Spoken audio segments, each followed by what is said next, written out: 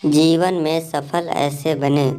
गर्मी की छुट्टियों में दादाजी के पास घूमने आया बालक उछलते कूदते दादाजी के पास पहुंचा और बड़े गर्व से बोला कि दादाजी, जब मैं बड़ा हो जाऊंगा तब मैं एक सफल आदमी बनूंगा।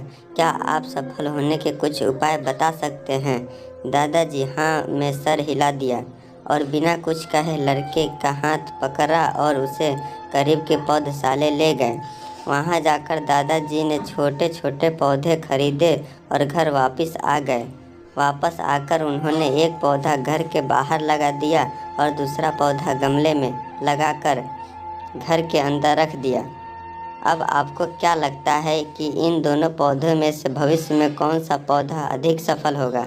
दादाजी ने लड़के से पूछा। लड़का कुछ समय तक सोचता रहा और फिर बोला, घर के अंदर वाला पौधा ज़्यादा सफल होगा क्योंकि वो हर एक खतरे से सुरक्षित है, जबकि बाहर वाले पौधे को तेज़ धूप, आंधी, पानी और जानवरों से भी खतरा है।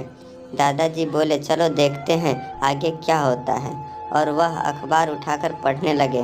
दादाजी दोनों पौधों पर ज़्यादा ध्यान देते रहे और समय बीतता गया। 4 साल बाद जब एक बार फिर वह लड़का अपने माता पिता के साथ गांव घूमने आया, तब अपने दादाजी को देखा तो देखते ही बोला, दादाजी, पिछली बार मैंने आपसे सफल होने के कुछ उपाय मांगे थे, पर आपने तो कुछ नहीं बताया था।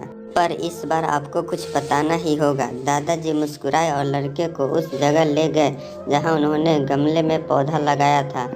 अब वह पौधा एक पेड़ में बदल चुका था। लड़का बोला, देखा दादाजी, मैंने कहा था ना कि ये वाला पौधा ज़्यादा सफल होगा।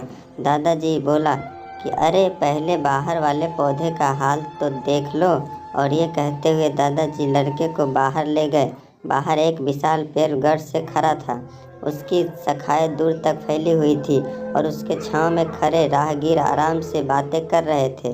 अब दादाजी ने पूछा, बताओ कौन सा पौधा ज़्यादा सफल हुआ? लड़का कुछ शर्माते हुए बोला, बाहर वाला। लेकिन यह कैसे संभव है? बाहर तो उसे न जाने कितने खतरों का सामना करना पड़ा होगा। दादाजी मुस्कुराए और बोले, हाँ, बाहर वाले पौधे को बहुत सी चीज़ों से सामना करना पड़ा, लेकिन समस्या का सामना करने से अपने फ़ायदे भी होते हैं। बाहर वाले पौधे के पास आज़ादी थी कि वह अपनी जड़ें जितनी चाहे उतनी फैला ले, अपनी शाखाओं से आसमान को छू ले।